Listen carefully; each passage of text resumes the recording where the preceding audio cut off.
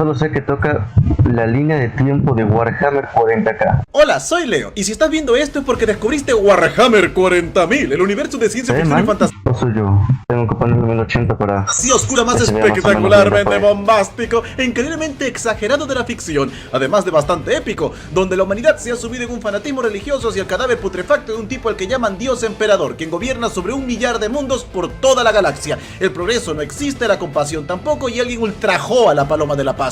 Vivimos en un estado de guerra constante, atacados por horrores A esa paloma le hicieron R34. alienígenas, herejes, demonios y cosas mucho peores. ¿Sabes que las cosas van mal cuando las palabras monjas con rifles y esterilización forzada aparecen cada viernes? Pero lo de monjas con rifles no suena mal, no suena rico. Sí, es un universo fascinante y con todo tipo de historias locas. Muchas historias locas. A ver, con rifles me refiero a un arma de fuego. A eso me refiero con lo de rifles, no a otra. Tantas que es difícil saber por dónde iniciar. Y es normal. Estamos hablando de casi 40 años de historias, libros, novelas, cómics, animaciones. De todo. Es algo masivo que suele marear a los nuevos. Pero descuida, yo estoy aquí para ayudarte y hoy conocerás la línea de tiempo de Warhammer 40.000 explicada y resumida. Como mis videos anteriores, no necesitas saber absolutamente nada de Warhammer para entender esto. Está hecho para que todo el mundo pueda disfrutarlo, así que tú tranquilo, yo nervioso. Solo me centraré en resumir los acontecimientos más importantes, y ya con eso seguro nos espera como 1 hora de video, porque si contara absolutamente todo, duraría fácilmente 40.000 años e incontables generaciones de perritos en taza. Así que mantengámonos simples, sin perder más tiempo, vamos a iniciar, y esta historia comienza como todas las historias legendarias deberían hacer, con un montón de ranas fantasmas agarrándose a golpes con pacientes de cáncer terminal en el espacio. Suena como el mejor inicio que podría tener la mejor historia posible. Hace mucho tiempo, cuando los gays no te lo restregaban en la cara. Creí que va a ser un chiste de Star Wars. Nuestra historia comienza un par de millones de años después del Big Bang y la creación de la materia, dando a luz así al universo conocido. Nadie sabe realmente quién o qué inició esto. Quizá fue Dios, la antimateria, caminantes dimensionales, nerd en un sótano con ganas de crear un universo de ficción bastante chingón y vender muñequitos de plástico, mi gata Ron, pero eso no es lo importante. Las dos últimas opciones me parecen las más científicamente y lógicamente correctas. Lo importante es que la presunta primera raza inteligente en habitar la galaxia fueron conocidos como los ancestrales, comúnmente representados como hombres ranas gorditas espaciales. De sapo weón. No sabemos cómo se veían. En fin, ellos nacerían en una galaxia en paz, por lo que evolucionaron tranquilamente, tanto que terminaron abandonando su forma física para convertirse en seres de pura energía cósmica. Son la máxima manifestación de la vida en la galaxia y para este punto solo podían ser conocidos como dioses. Gracias a esto también descubrieron la disformidad, una dimensión paralela conectada a la nuestra. Allí terminaban las almas de los mortales y se dieron cuenta que los pensamientos tienen efectos sobre este lugar, además que está cargado de inmenso poder. Extrajeron este poder para manipular la propia realidad sin efectos secundarios, pues la disformidad era un lugar hermoso y pacífico en aquel entonces. Así que estas ranitas gorditas fantasmas juraron que solo usarían su poder para el bien, esparciendo la vida por todo el cosmos. Gran error. Ahora, algunos creen que toda la vida fue creada por ellos, pero lo más probable es que la vida se originase sola y los ancestrales solo les daban empujoncitos en su evolución. Una de las razas que surgieron en un inicio se llamaron los Necrontyr, los cuales tuvieron la mala suerte de surgir en un planeta iluminado por un sol extra radiactivo. Esto causó que toda su especie sufriese de cáncer espacial, dándoles un muy corto tiempo de vida, tanto que toda su cultura giraba en torno a la muerte. A pesar de esto, eran tenaces, lograron desarrollar su era espacial y lanzarse a otros planetas. Pero imagínate si no hubieran nacido con ese sol, si ya son unos monstruos. Imagínate lo que hubiera sido de ellos si no hubieran tenido ese efecto. Pero por desgracia la enfermedad estaba arraigada a su ADN. No importa lo que hicieran, sus vidas serían muy cortas tanto aquí como allá. Afortunadamente para ellos se encontraron con los ancestrales y les pidieron que por favor los curasen. No, claro que no, querían la inmortalidad. Los ancestrales, bueno, que por cierto pudieron habérsela entregado fácilmente, dijeron piérdete nerd. Las palabras que condenarían toda una galaxia. Verás, los Necrontyr estaban pasando por una guerra civil. Sus dinastías luchaban unas con las otras y su señor, el llamado Rey Silente, no sabía qué hacer, por lo que procedió a utilizar esta negativa como excusa para declararle la guerra a los ancestrales en un intento por unificar a su especie. ¡Funcionó! Los Más o primeros menos. 20 o 30 segundos. Luego recordaron que estaban luchando contra Dios Rana, quienes aniquilaron sus traseros, lanzándolos a los rincones de la galaxia a morir, aumentando el conflicto entre sus dinastías Todo se hubiera solucionado si hubieran dicho que era Byte. y cayendo lentamente en una ola de masacres. Desesperados, buscaron un arma capaz de acabar con los ancestrales y más o menos la encontraron. Descubrieron una extraña entidad, la cual estaba orbitando alrededor de su sol, devorando la radiación. No tenía forma física como tal, era más como un pedito del espacio. Extremadamente poderoso, pero sin conciencia, solo comía. Así pues, a algunos Necrontyr se les prendió el foquito. Utilizaron su altísima tecnología para crear ¿Será que Minecraft tiene un lore de un mod de Warhammer 40k? No me voy a quedar con la duda. un nuevo tipo de metal viviente conocido como necrodermis, que se podía autorregenerar y toda la cosa, junto con cerebros sintéticos extremadamente poderosos, y luego procedieron a meter a estos peditos espaciales dentro para que cobraran conciencia. Estos seres serían conocidos como los Setán, y su cuerpo estaría moldeado a imagen de los dioses Necrontyr. Estos Setán hablaron con el rey Silente, lo convencieron de retomar la guerra contra los ancestrales, pues estos decían odiarlos también y que ¿Cómo se llamaba? El profesor de Timmy, el de Padrinos Mágicos, el loquito este. No me acuerdo.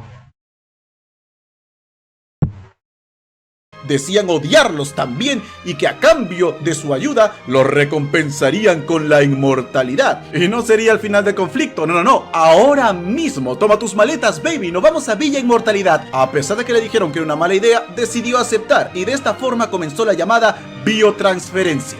Toda la raza Necrontyr fue llevada a gigantescos biohornos por voluntad o en cadenas para reemplazar su carne por el metal viviente, esta necrodermis, convirtiéndolos en máquinas. Ese día murieron los Necrontyr y nacieron los Necrones. La biotransferencia tenía un efecto secundario, eso sí, los había convertido en inmortales y se sentían mejor que nunca, pero también perdieron sus almas. Y no me refiero de manera poética, literalmente perdieron sus almas y podían ver cómo los Setán se las comían. El rey Silente vio con horror esto, pero no tenía tiempo que perder. The One Piece. Ya lo había entregado todo. Con estos nuevos cuerpos inorgánicos retomaron la guerra liderados por los Setán. Ahora eran inmunes a los poderes de los ancestrales, los cuales comenzaron a ser aniquilados. En su desesperación, los ancestrales crearon muchas razas para defenderse, pero estas no eran suficientes, así que se les ocurrió crear razas que puedan tomar la disformidad y convertirla en un arma. La primera serían los Eldar, a los que se les brindó un gran poder psíquico y sensaciones amplificadas. Se presume que fue para que puedan crear dioses de la disformidad, los cuales serían invocados al campo de batalla y, de hecho, terminaron haciéndolo, creando su propio panteón y desarrollando una civilización extremadamente avanzada. Otros serían los Krork, el pináculo de la fuerza física. Su poder sería menos directo y más colectivo, el llamado poder de la imaginación, que les permitía seguir luchando bajo cualquier circunstancia. Así que los ancestrales, Aeldaris, Krork y muchas otras razas más lucharon juntas contra los Necrones, quienes lanzaron gigantescos obeliscos de piedra negra que eran capaces de anular la energía de la disformidad. Recuerda este detalle, será importante en un futuro. Este conflicto fue conocido como la Guerra en el Cielo, tan devastador que ninguna de las guerras de la humanidad llegarían a igualar en lo más mínimo la escala de destrucción y muerte que se vio en este momento. Es como tener un ejército de Kratos peleando contra un ejército de más Kratos, matadioses, contra la creación más poderosa de un dios.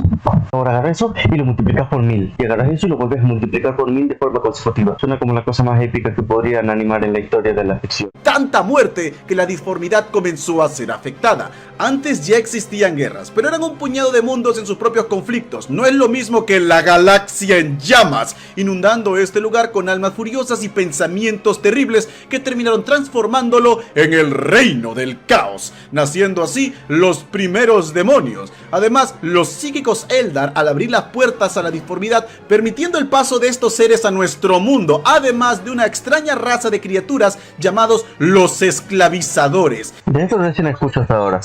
Y por lo tanto persiguieron a los ancestrales como si fueran miel. A pesar de sus esfuerzos, los ancestrales fueron completamente destruidos por los Necrones. Sí, los Necrones eran tan poderosos poderosos que barrieron con todas sus defensas. Se cree que estos mataron a todos los ancestrales, pero existen pistas de que un puñado logró escapar. Sea como sea, los Necrones ganaron, y al hacer... O sea, incluso si sobrevivieron algunos, a estas alturas ya no importa porque si siguen con vida, porque ya los Necrones demostraron superioridad.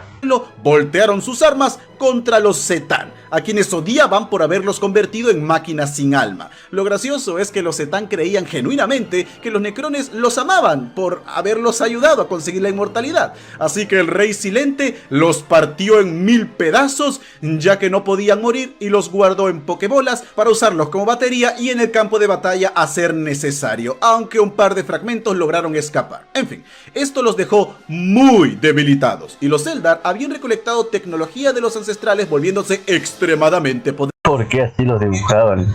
Con esta batalla, el Rey Silente ordenó la creación de mundos tumba, donde los Necrones dormirían por millones de años. El plan era que pasarían tanto tiempo durmiendo que al despertar el Imperio Eldar habría levantado y caído como todos los imperios lo hacen. Por lo tanto, ellos solo limpiarían el desastre y serían la raza dominante nuevamente. Así que fueron a mimir. Todos les habría salido bien. menos el Rey Silente, el cual decidió exiliarse a sí mismo fuera de la galaxia para pagar por sus crímenes, o eso dice. Mientras tanto, los Krork, al no tener a nadie contra quien luchar, pelearon los unos con los otros sin descanso. Los Eldar, por su lado, dijeron "fuck it", literalmente, y comenzaron a hacerlo, pero a lo loco. Querían repoblar la galaxia. Eran ahora la raza más avanzada, por lo que nadie podía detenerlos, comenzando así su reinado, poniendo de esta manera punto final a la guerra en el cielo. Ahora te preguntarás, Leo, ¿y qué estaba haciendo la humanidad en todo esto?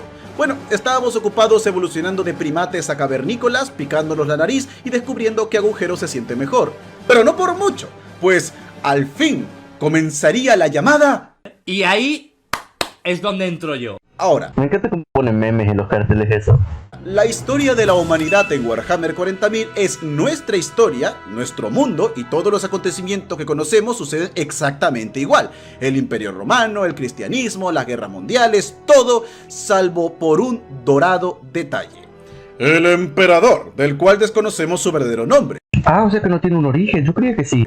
Ahora, algunas personas pueden que te digan, Leo, su verdadero nombre es Niot. Utilizó ese nombre por un tiempo, pero definitivamente no es el original, solo fue una fase. Pero en fin, existen Me encanta cómo podía haber aparecido ahí el titito. Ay, pero Leo, yo sé más que tú. Mira, resulta que el emperador tenía este nombre porque es usado en el libro de el ortopibe. Estoy hablando. No me sale hacer muchas teorías sobre sus orígenes. La más conocida de todas es la de los chamanes, que dice que al principio de la civilización, y me refiero a miles y miles de años antes de Cristo, existían los llamados chamanes, los cuales podían manipular el poder de la disformidad, guiando a nuestra especie por el buen camino. Por desgracia, la disformidad se volvía cada vez un lugar más y más peligroso, hasta el punto que predijeron que esta causaría la caída de nuestra especie. Para evitar esto, todos los chamanes del mundo se reunieron en un ritual suicida, unieron sus almas en la disformidad, ingresando al vientre de una madre gestante y creando de esta forma al nuevo hombre. Un ser que dio un salto evolutivo hasta llegar al nivel de los ancestrales. Este nuevo hombre guiaría a nuestra especie hacia el futuro mejor. Esto es solo una teoría y tiene muchos problemas, pero el punto es que el emperador acompañó a la humanidad desde el principio de los tiempos, con grandes poderes psíquicos y siendo un inmortal. Yo quisiera ver la animación esta que está mostrando de fondo. Presentó de diferentes formas: Julio César, grandes generales, Alejandro Magno, reyes conquistadores, Jesucristo, Mesías, y muchos otros. Supuestamente... ¿Cómo? Magno, reyes conquistadores, Jesucristo, Mesías, y muchos otros.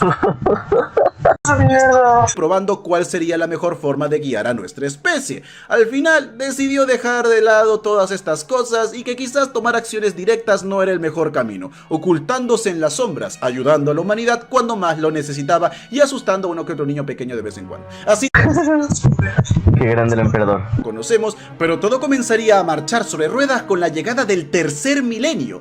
En este, la humanidad comenzó a colonizar el sistema solar, terraformamos Marte, convirtiéndolo en un lugar penchoncho, y por último, llegamos a la nube de Oort, el círculo de asteroides que nos rodea y que está lleno de suculentos recursos. Con todo esto a nuestra disposición, la humanidad evolucionó a pasos agigantados. Nunca antes habíamos tenido tantos recursos a la mano y las operaciones mineras nos dieron material suficiente para hacer realidad todas nuestras locas fantasías. ¡Oh, sí, baby! Tú tienes una robo-waifu y tú tienes una robo-waifu. Miren bajo sus asientos, todos tienen robo-waifus. ¡Esto será increíble! Pues a partir de este punto comienza la ¡Ciencia!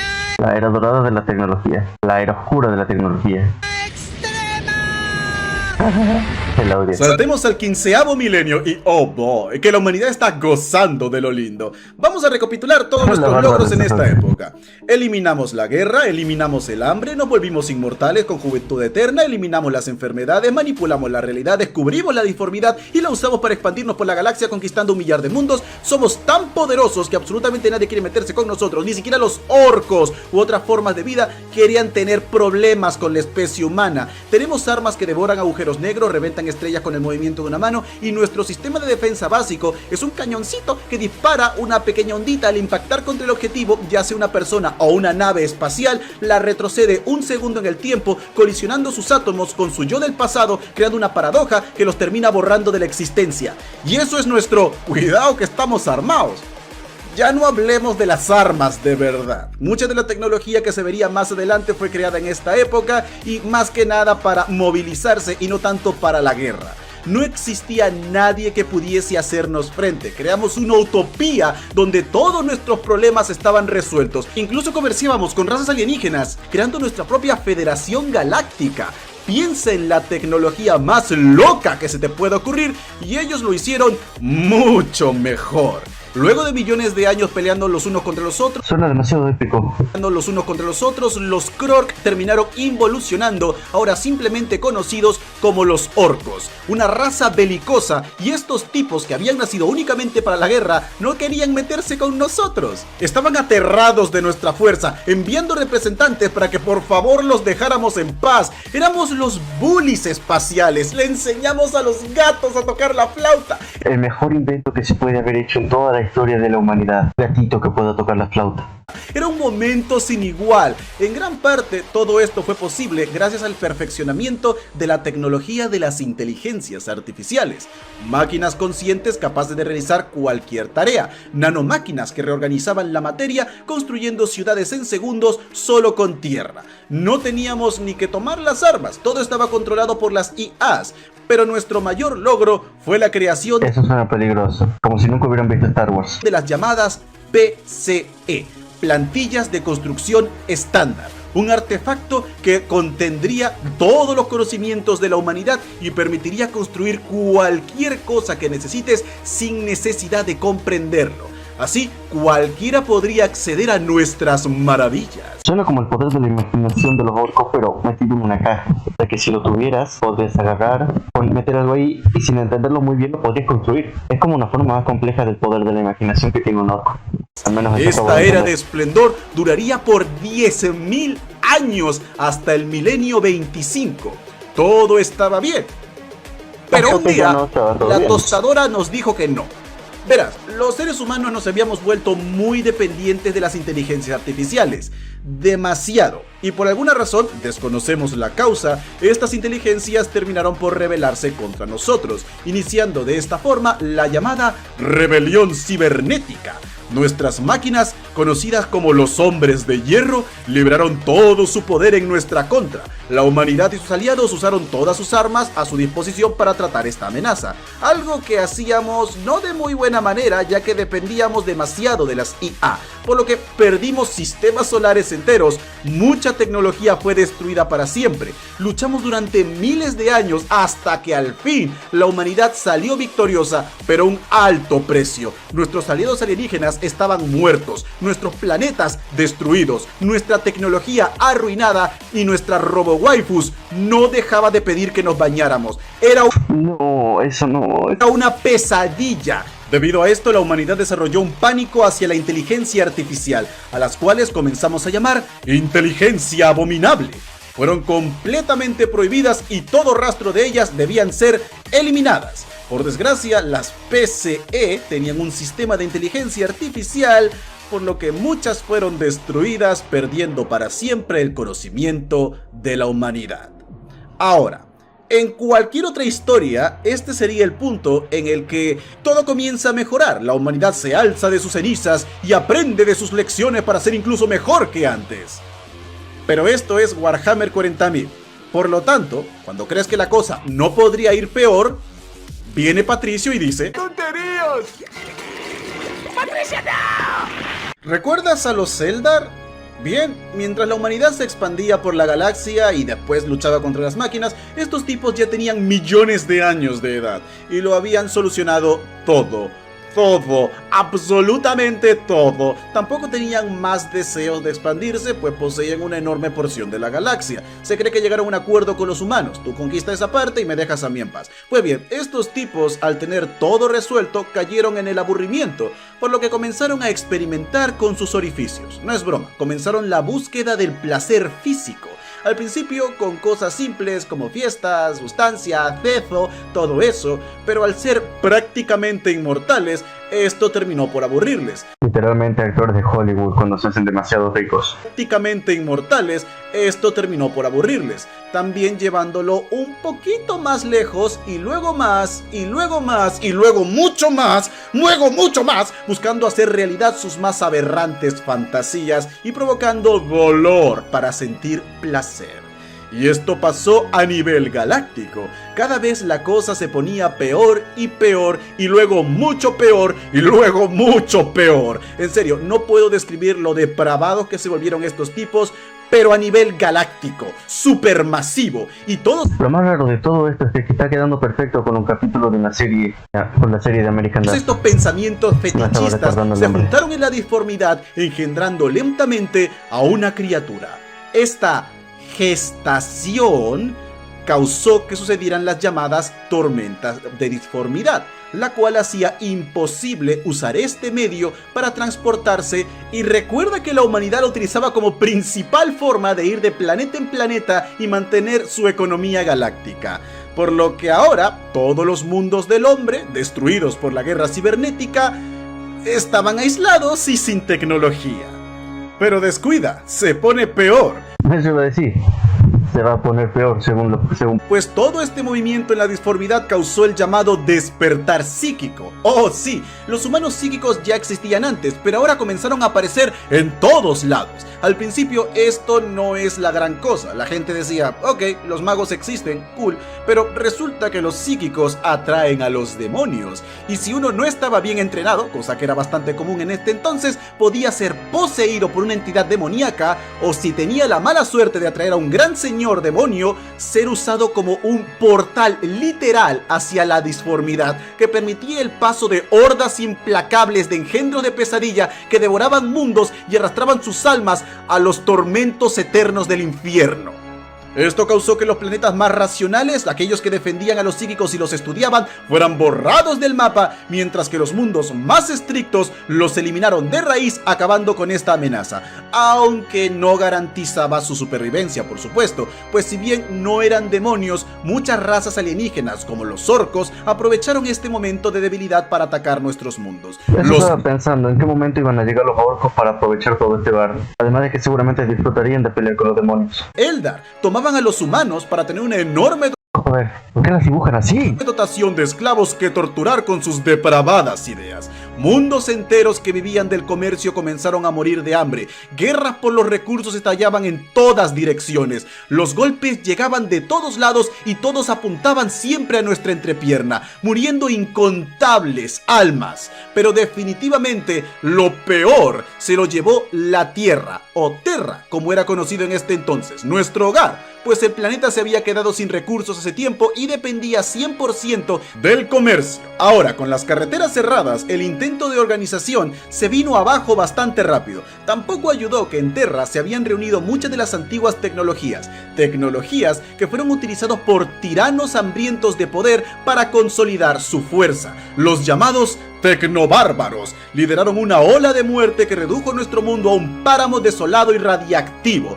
Espero que le guste el cuero, señor Calamardo. Serían 5000 años de sufrimiento sin fin y muerte constante. Los que nacerían en esta época comenzarían a llamar la era anterior como la era oscura de la tecnología, maldiciendo a sus ancestros por haber dependido tanto de las inteligencias artificiales. Pero descuida, se pondrá peor. Verás, los Eldar matafollaron tan fuerte, tan horrible, tan desquiciadamente por tanto tiempo que todos estos pensamientos y actos depravados se unieron en la disformidad. Y al fin, en el milenio 30, en el corazón de su imperio, sucede el nacimiento del dios del caos, Slaanesh, el príncipe del exceso, el gran enemigo, la sedienta. Se manifiesta en nuestro plano físico, inundando incontables sistemas solares dominados por los Eldar, matando al 90% de su especie, comiéndose a sus dioses y sentenciando sus almas a ser devorados también por ella. Ah, claro, porque los Eldar habían creado como un panteón en las guerras antiguas. Por eso no están ahora, porque básicamente Slaanesh se los comió. No Por recordaba ella, eso. o él, o eso. Como sea, los supervivientes serían los Eldar que escaparon de esta depravación abrazando sus viejas costumbres, como los exoditas o los que viven en los mundos astronaves, que se encontraban muy lejos de todo este acontecimiento. También estarían los Drukhari, mega depravados, los Esos degenerados que dijeron, finalmente mi momento ha llegado. que seguirían haciendo lo que tanto les gustaba hacer, matafollar. Slaanesh es el cuarto dios del caos. Los otros tres no estaban muy activos en este entonces, cosa que cambió con el nacimiento de Slaanesh, despertándolos y poniéndolos en acción, por lo que ahora habían más demonios y mucho más poderosos por toda la galaxia, lo cual es más problema para nosotros. Pero al fin, hubo una buena noticia. Con el nacimiento de Slaanesh, las tormentas de disformidad cesaron. Digo, no es que tuviéramos el tiempo para viajar, pero al fin esto volvía a ser una opción. Y sería este el momento perfecto para el resurgir de la esperanza. Finalmente llegó el Papa. Es el milenio 30, la Federación Galáctica ha colapsado totalmente, nuestros mundos caen ante la mano del alienígena o los demonios, los enemigos nos rodean allí donde alcance la vista, la Tierra es un mundo radiactivo, lleno de horrores infinitos, la gente dejó de creer en la esperanza, pero la esperanza no dejó de creer en la humanidad. El emperador se muestra a sí mismo, revelándose como el Salvador, más poderoso que nunca. Con una fuerza abrumadora, un intelecto incomparable, estaba más allá de lo humano. Divino era quedarse corto. Y mira esos pectorales. Yo lo sigo a donde quiera que él vaya. Junto con su bro for life, Malcador, el sigilita, el emperador creó a los guerreros truenos, super soldados genéticamente modificados, siendo liderados por los custodes, su guardia personal y la perfección de la raza humana. Con esta fuerza bajo su mando, comienza la completa conquista de la Tierra, enfrentándose a los tecno-horrores que los bárbaros osaron liberar. Armas y hechicería tan terrible que el solo saber de su existencia lanzaría a la humanidad a la locura. La propia Terra fue el campo de batalla más difícil de todos, pero el emperador no se dio un solo paso.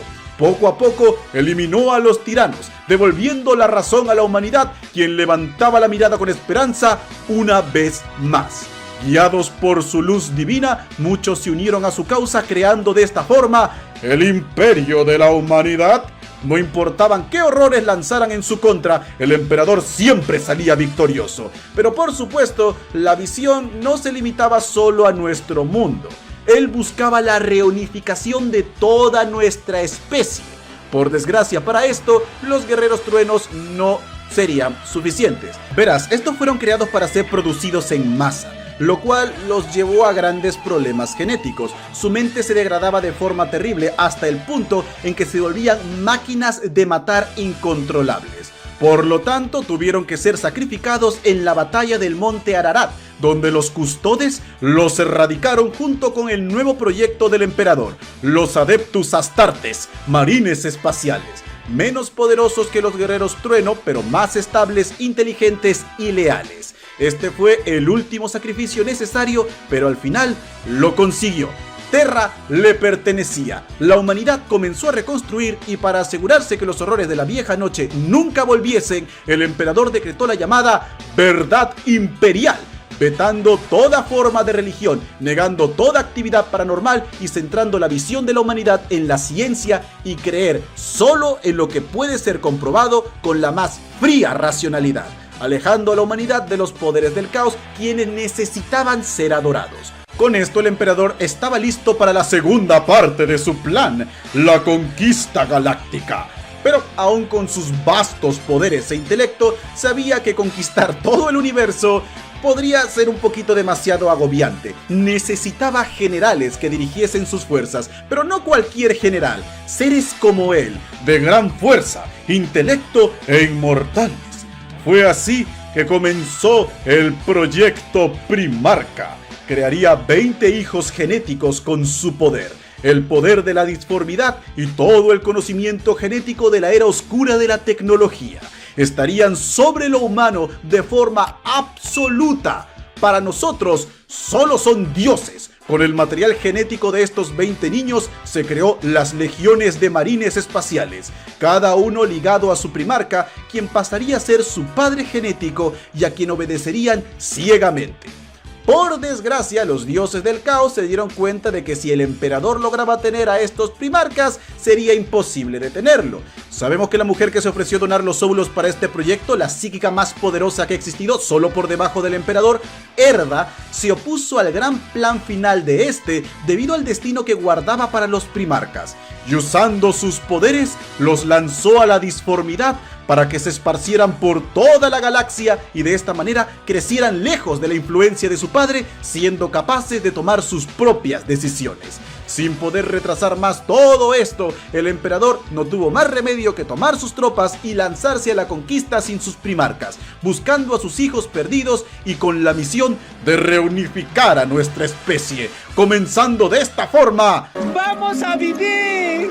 La primera conquista del emperador fue Marte, la cual tuvo su propia revuelta y ahora había terminado en la creación del culto Mechanicus, tecnosacerdotes que adoraban la tecnología y despreciaban la carne. Adoraban al llamado Dios Máquina y predecían la llegada de su hijo, el Omnicia o el Omnisaia, el cual creyeron que era el emperador, por lo que decidieron unirse a él fácilmente. Ellos construirían sus naves y armas a cambio de la protección del imperio, y aunque el emperador había prohibido las religiones, decidió hacer la vista gorda con esta, aunque sería la primera, única y última vez que haría esto. Los mundos humanos olvidados habían sido atormentados por los aliens o demonios por mucho tiempo. Ahora veían los cielos y observaban las naves del emperador llegar a sus planetas, acabando con los enemigos y trayendo las buenas nuevas del retorno de la humanidad, aumentando rápidamente sus filas junto con el territorio. La vieja noche había terminado, llegaba el amanecer del hombre. Pronto el emperador encontraría a sus hijos perdidos, los primarcas. Cada uno fue recibido con júbilo por parte del imperio y se les entregó el mando de sus legiones, aumentando más y más la velocidad de conquista. Cada primarca se especializaba en un campo de la guerra distinto, por lo que no había problema sin solución. Estos fueron conflictos brutales, terribles, pero el imperio crecía en fuerza y orden, esparciendo la verdad imperial allí donde alcanzase. Pero pronto los primarcas se dieron cuenta que el emperador era quizás un poco más brutal de lo que imaginaron. Primero ordenó la completa aniquilación de las formas de vida alienígenas, o xenos, sinos, como son conocidos en 40K. No importa si eran pacíficos, todos debían morir ni bien eran detectados, llevando a muchos primarcas a guerras innecesarias. La segunda ley fue que toda la humanidad debía estar unificada, lo quieran o no. Algunos planetas lograron sobrevivir a los horrores de la vieja noche con un nivel de tecnología bastante alto, o incluso aliándose con alienígenas. Estos humanos no se oponían al imperio, pero tampoco querían renunciar a su independencia. Cuando esto pasaba, el primarca solía negociar este asunto, pero si aún así se negaban, debían ser sometidos a la fuerza, acabando con humanos inocentes. Algunos creían que esto era necesario para tener una humanidad fuerte y unificada. Otros creían que el emperador se estaba pasando de la raya. No ayudó que no les dijese nada sobre el caos y su plan a largo plazo, por lo que ante los ojos de sus hijos esto era genocidio por genocidio. Y fue gracias a esto que las principales semillas de la duda se plantaron en alguno de estos. Y por extensión, Siempre el problema es que el tipo no habla. En cualquier universo de ficción hay un problema porque el tipo que sabe más no quiere hablar. Siempre es como, tengo la solución, tengo la respuesta a todos los problemas que estamos teniendo ahora. Pero ¿saben qué? Creo que no diré nada. Creo que esa es la mejor idea. Siempre pasa eso. Con lo fácil que es simplemente abrir la boca y decir, che, tengo un plan. Escuchen atentamente lo que estoy por decir. Con lo fácil que es hacer eso. a sus legiones. Oficialmente, la parte central de la Gran Cruzada terminó con la llamada Batalla de Ulanor, en el que el Imperio se enfrentó al mayor Wag Orco de la galaxia. Fueron necesarios varios primarcas y la participación del propio emperador para esta victoria, pero al final lo consiguieron. Con este triunfo, el emperador realizó un desfile reuniendo a sus hijos. Sigo manteniendo que este es idéntico a Arthas. Y allí nombró al más amado de todos, el primarca Horus Lupercal, como nuevo señor de la guerra, mientras él se retiraría a Santa Terra para hacer cositas. Horus sería el nuevo líder y tendría la completa confianza del emperador. Cuando Horus le preguntó a su padre por qué se marchaba, este le dijo que no podía decirle, porque no confiaba en él. ¿Qué? Dando pie de forma inadvertida a la... ¡Vamos a morir! La herejía de Horus. La herejía de Horus comienza en el milenio 31 y es el Es que con lo fácil que es simplemente decir, el plan es el siguiente. Y decir el plan, con lo más fácil que era importante eso. de todo Warhammer 40.000, además que es el mejor documentado. Hasta el día de hoy siguen saliendo libros que hablan sobre estos eventos, los personajes, batallas, todo. Tanto que casi es una franquicia aparte, especialmente en el juego de mesa. Por lo que si todo lo anterior había sido un gran resumen de los acontecimientos, esto será un mega resumen de la herejía. Así que agarren bien sus tacitas porque allí vamos. No tengo tacita y no me traje la botella de agua. Ok, a pesar de que los primarcas fueron creados para ser generales perfectos, por desgracia, no eran así. Al haber sido criados en diferentes mundos, cada uno veía la guerra de manera distinta y sobre todo, cada uno de ellos veía al emperador de manera distinta. Para algunos era un héroe de leyendas, para otros era un mal necesario, algunos lo veían como un monstruo, un tirano, pero uno lo veía como un dios. Ese es Lorgar Aurelian. Lorgar, el primarca de los portadores de la palabra, era el más débil de todos. No quería ser general, él quería ser poeta, filósofo, o por lo menos eso afirmaba, aunque servía fielmente al emperador, porque ante sus ojos tal figura solo podía ser un dios. Hizo de su misión que todo mundo al que llegase no solamente se arrodillara ante el imperio, sino que reconociera al emperador como su único y verdadero dios. Tiene una pinta de ser un friki, un rancio, uno que si dependiera solo de su intelecto saldría perdiendo, y que tiene la suerte de ser el hijo del emperador. Lectitio Divinitatus, básicamente su Biblia, donde explicaba las 99 razones por las que el emperador es un dios. ¿Por qué no 100 para redondear? Iniciando con, solo aquel que niega su propia divinidad es digno de esta. Cuando el emperador se enteró, destruyó la ciudad capital de Lorgar, lo obligó a humillarse ante su hermano Robot Guilliman y en general le dio una tunda tan fuerte que pensó nunca más volvería a salir con la tontería esa de los dioses. Pero en lugar de aprender la lección, Lorgar seguía pensando que el emperador era un dios, pero no uno digno de adoración. Impulsado por su padre adoptivo Cor Faeron y su primer capellán Erebus, se lanzó una peregrinación al Ojo del Terror, el lugar de nacimiento de Slaanesh, donde descubrió la verdad de los dioses del caos. Viendo que el emperador había mentido con su verdad imperial, era un hipócrita y de ahora en adelante serviría a los verdaderos dioses. Para ser honestos, Los verdaderos dioses, un tipo adicto a la plaga, un adicto a las peleas, un esquizofrénico y un sadomasoquista superpoderoso. Claro, las mejores opciones para tener de religión. la historia de Lorgar y su personalidad en general es bastante épica. Quizás hablemos de él en un video aparte porque, créeme, hay mucho juguito que extraer de aquí. Como sea, el problema No dudo que seguramente un primarca interactuando con esos cuatro debe ser muy piola. era que Lorgar no era el más popular entre sus hermanos. Lo veían como alguien débil, inmaduro. No era un líder que seguir en una revuelta. Pero Horus es otro tema.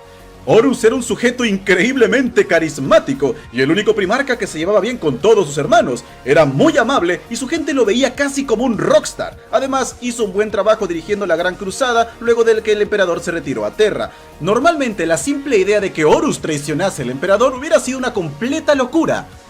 Pero el emperador dejó una abolladura en su escudo mental al no confiar en él. Una pequeña, minúscula abolladura que Lorgar explotaría. Horus se encontraba con una facción de la humanidad llamada los Interex, los cuales eran tecnológicamente muy avanzados y se habían aliado con alienígenas. Horus quería que se uniesen voluntariamente al imperio para demostrar que la violencia no era la única solución y conseguir el aprecio de Papi. Por desgracia, Erebus robó un artefacto muy importante para esta gente lanzándolos a la guerra, la espada Anatam. Horus luego recibió la terrible noticia de que su buen amigo, a quien había convertido por recomendación personal en gobernador de un planeta importante, Eugantemba, se había rebelado contra el imperio. Horus iría personalmente a la luna de Davin para ver qué pasaba, solo para encontrar que su amigo había sido corrompido por el poder del dios del caos Nurgle. Los dos se enfrentaron cara a cara. Normalmente, incluso con los poderes de un dios del caos, no tendría ninguna oportunidad contra un primarca, pero este portaba la espada robada, también conocida como la espada Némesis, que se vuelve la antítesis del enemigo que enfrente, hiriendo a Horus e infectándolo con un veneno especial que su cuerpo no podía soportar. Sus hijos, Suena rotísima esa arma. desesperados, intentaron curarlo, pero nada funcionaba. Erebus apareció de entre las sombras, como la serpiente que es, y les dijo que si la ciencia no funciona, existía un templo en Davin donde los poderes antiguos podían curar. Tuve razón al decir que era un friki random, solo que me faltó decir que era asquerosamente desagradable. Sin nada más que perder, decidieron hacerlo. Este lugar estaba conectado a la disformidad, llevando a Horus a los brazos del caos. Por suerte, el primarca de los 1000 hijos, Magnus el Rojo, se enteró de estos planes. Así que apareció en el sueño de Horus para intentar salvarlo de la influencia del caos. Pero era demasiado tarde. El primarca había sido tentado, despertando una vez más, ahora como el enemigo del imperio. Magnus intentó avisarle al emperador. Ahora, para este momento se había llevado a cabo una cosita llamada el Concilio de Nicáea, en el que el emperador decidió vetar los poderes psíquicos. Algo que apestaba para Magnus porque él era un poderoso psíquico, muy posiblemente el segundo psíquico más poderoso de la galaxia, por lo que en lugar de viajar a Terra para avisarle a su padre de la manera convencional, cosa que tardaría un par de meses, pero llegaría seguro, decidió realizar un ritual donde se proyectaría hasta Terra y de esa manera daría aviso inmediatamente. Su idea era: voy a salvar el imperio con los poderes psíquicos y mi padre tendrá que echarse para atrás. Sacrificó la vida de muchos de sus hijos y al llegar vio una barrera protegiendo Terra, por lo que no podría acceder. Recibió la ayuda de un ser disforme para romper este escudo. Oh, yo sé cuál ser disforme es este. Un ser que era nada más y nada menos que el dios del caos, Siege. Así que llegó al Palacio Imperial acompañado con una horda interminable de demonios. El emperador había estado trabajando en una forma de moverse por la galaxia que no dependiera de la disformidad, haciendo que la humanidad ya no alimentase más a los dioses del caos, salvando nuestras almas y asegurando su superioridad galáctica. Pero ahora Magnus lo había arruinado. Al ver esto, el emperador pensó que era Magnus el traidor, el cual al darse cuenta de su error no dijo nada y se fue de allí. Esto incapacitó al emperador, quien debió usar todos sus poderes para mantener el portal controlado, iniciando así la llamada Guerra de la Telaraña, dejando al emperador y sus custodes fuera de la guerra civil que Horus inició sin que nadie pueda detenerlo. Antes de lanzarse directamente contra Terra, purgó sus filas de todos los leales al emperador en la llamada Atrocidad de Isban III, donde él y los primarcas traidores masacraron a sus propios hijos que se mantendrían fieles al imperio. Pero gracias al sacrificio de leales, el Astarte, Nathaniel Garro logró dar aviso de la traición de Horus, iniciando así el contraataque en el planeta Isban V. Varios primarcas se reunieron para poner fin a esta locura, pero todos ellos creían que solo Horus se había vuelto loco, así que al llegar se lanzaron con todo. Luego vieron como varios de los primarcas habían llegado para prestar apoyo, primarcas que le habían jurado lealtad a Horus sin que estos supieran, masacrando a sus hermanos leales y llevando a cabo lo que sería recordado en la historia como la masacre del desembarco, iniciando de esta forma oficialmente la herejía de Horus. Durante 7 años, esta guerra civil dividiría el imperio, matando a incontables inocentes, causando un caos galáctico que culminó en el asedio de Terra. ¡Oh Dios, que fue épico! Primarcas murieron, legiones fueron erradicadas, mundos cubiertos de sangre. Todo terminó con la lucha entre el emperador y Horus, el cual había recibido el poder de los 4 dioses del caos para intentar estar a su nivel. Al final de este épico duelo, el emperador mató a Horus, tan fuerte que erradicó su alma para toda la eternidad. Por desgracia, terminó siendo herido de muerte. Fue rápidamente llevado a Terra y puesto en su trono dorado. La máquina que antaño aseguraría el futuro de la humanidad, ahora se convertiría en un sistema de soporte vital que mantendría al emperador vivo, pero a duras penas. A partir de este punto deberán sacrificarse las almas de 1000 psíquicos cada día para mantenerlo así. Mientras tanto, sin su líder, los traidores perdieron fuerza, tuvieron que marcharse de Terra y fueron perseguidos hacia el Ojo del Terror, donde se ocultarían todo este tiempo. Esto pondría fin a la herejía de Horus, la cual dejó tras de sí una galaxia en llamas, la humanidad en pánico, pero ya en este punto debes saber que cuando todo va mal, siempre puede ir a peor. Así que inicia...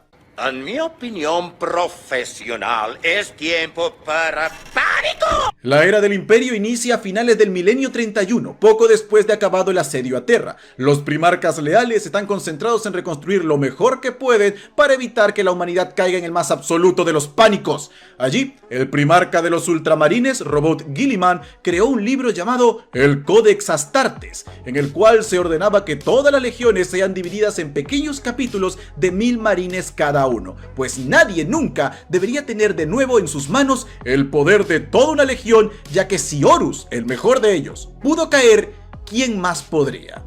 Esto fue algo polémico, pero al final se terminó aplicando. Otra cosa importante que pasó en estos años es que cada primarca terminó desapareciendo. Algunos se lanzaron en viajes para intentar salvar al emperador, otros cayeron defendiendo el imperio, por lo que sin la figura del emperador o los primarcas para mantener el imperio unificado, las personas comenzaron a rebelarse.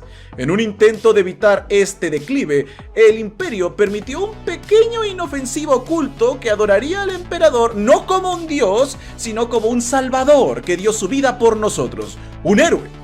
Pero este culto poco a poco comenzó a ganar más y más poder. También sería esta época que el primer capitán de Horus, Abaddon, renombraría a su legión como la Legión Negra, y usando la garra de su padre, se volvería el nuevo señor de la guerra, unificando a los traidores una vez más, iniciando de esta manera la primera cruzada negra, con la única intención de destruir el imperio. Al darse cuenta de esto, la humanidad decidió reforzar el mundo más cercano al Ojo del Terror, de donde salen las incursiones, el mundo de Cadia, el segundo más fortificado en la galaxia. Cuando el último primarca murió en heroico combate 500 años después de la herejía de Horus, se eligieron como líderes a los llamados Altos Señores de Terras, más interesados en su propio beneficio que en mantener en pie el imperio. Por lo tanto, estos comenzaron a realizar actos más brutales para mantenerlo unificado. Estos años vieron llegar guerras increíblemente difíciles contra Sinos y el propio imperio, que no paraba de intentar dividirse, recurriendo a estrategias más y más brutales para mantenerlos controlados, comenzando la lenta degradación, aunque el punto culmen Amigo, todo se fue a la mierda demasiado rápido. de este apocalipsis llegaría tiempo después con la... Fallamos como especie, no tenemos remedio. La era de la La musiquita apostasía de inicia en el fondo. milenio 36. ¿Recuerdan esa pequeña iglesia que mencioné hace poco? Pasaron cosas... ¡A la barba! Cosas graciosas. Poco a poco fue aumentando en fieles por toda la galaxia hasta convertirse en un movimiento bastante popular, tanto que ganó influencia política. Sus líderes ya no rendían homenaje al emperador, sino que lo adoraban e incluso decían escuchar su voz. Los altos señores de Terra, que en esta época tenían audiencia con el emperador, aunque no es que les dijese nada, también decían que el emperador les hablaba, porque why not, aumentando su poder militar y político.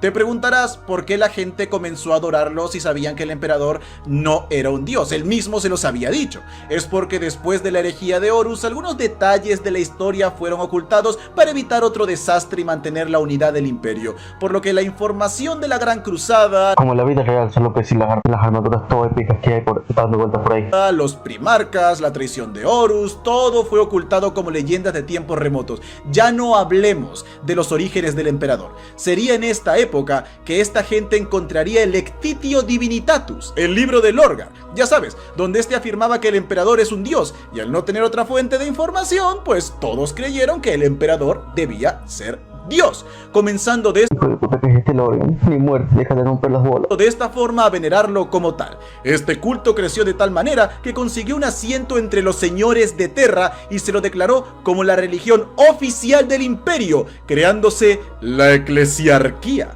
la iglesia, usando su influencia divina para hacerse aún más fuertes, imponiendo la nueva verdad imperial por toda la galaxia. El emperador es un dios. Él ascendió al trono dorado para alcanzar la divinidad. Creó 9 hijos divinos, los cuales se enfrentarían a 9 demonios malvados. Los Adeptus Astartes son sus ángeles de la muerte, literalmente sus ángeles, y el imperio su reino sagrado.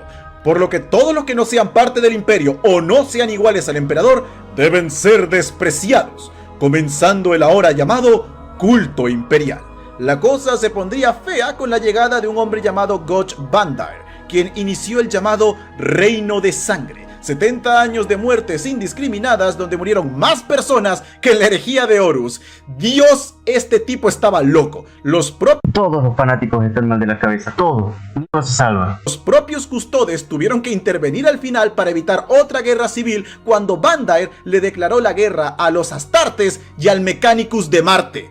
Sí, esa sí que es una historia bastante loca. Sería decapitado por la Santa Alicia Dominica, poniendo fin a todo esto. La eclesiarquía se mantendría en su lugar y muchas de las reglas impuestas por Bandair se mantendrían intactas, porque a pesar de que eran crueles, eran también bastante eficientes. A partir de este punto comienza el gran declive de la humanidad. El imperio se degrada más rápido que antes hasta el estado que conocemos hoy en día, reduciéndose a este régimen totalitario de cultistas extremistas y xenófobos que han perdido toda sensibilidad. Todo esto en un intento desesperado por sobrevivir. Pero llegamos al momento de la historia más movido desde la herejía. Chicos, llegamos a las Cruzadas Negras. Ok, se pone peor. Nada que tenga el nombre cruzado termina bien.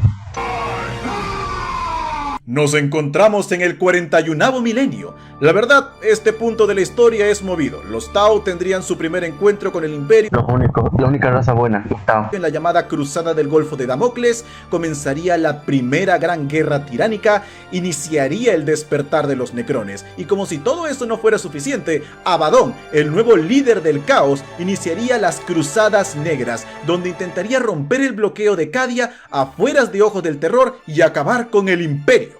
Ahora, esta época tiene una infinidad de historias, así que como la herejía, esto será un mega ultra resumen. Lo importante es que Abaddon realizó 12 cruzadas negras, intentando acabar con Cadia, y esta siempre resistía, por lo que muchos creían que el hombre simplemente era un incompetente. Pero entonces llegó la 13ª Cruzada Negra, la más grande y terrible de todas, tan espantosa que el Imperio tuvo que lanzar cuanto tenía guardado para intentar frenarla. Millones de regimientos del Astra Militarum, hermanas de batalla y su santa en vida Celestín, los grandes maestros del Mechanicus, cientos de capítulos de Astartes, custodes, hermanas del silencio, legiones de titanes, todo para intentar defender Cadia, y no fue suficiente.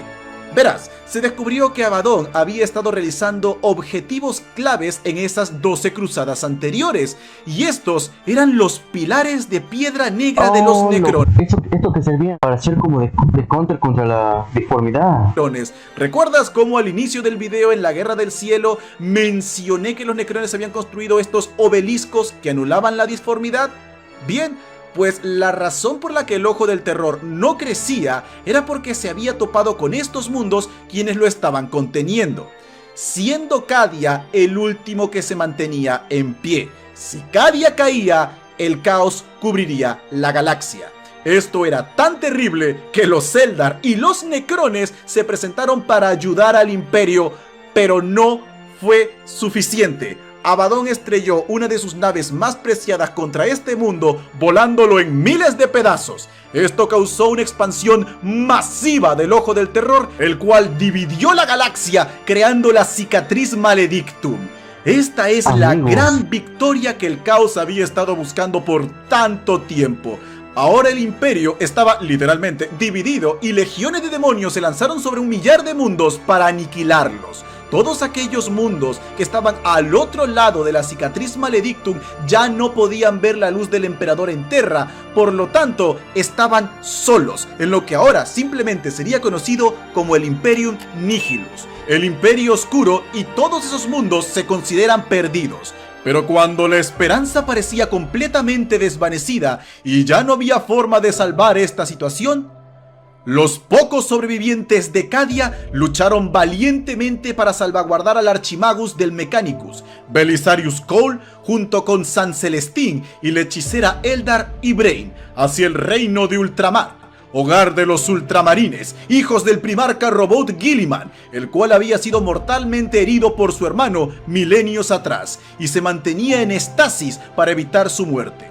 En un último aguante desesperado en la propia recámara del primarca, Belisarius Cawl e Ibraine colocaron sobre este la llamada Armadura del Destino y le entregaron la espada llameante del emperador, reviviendo al primarca, el cual expulsó a los traidores de Ultramar y con un rugido ordenó el inicio de la era Indomitus.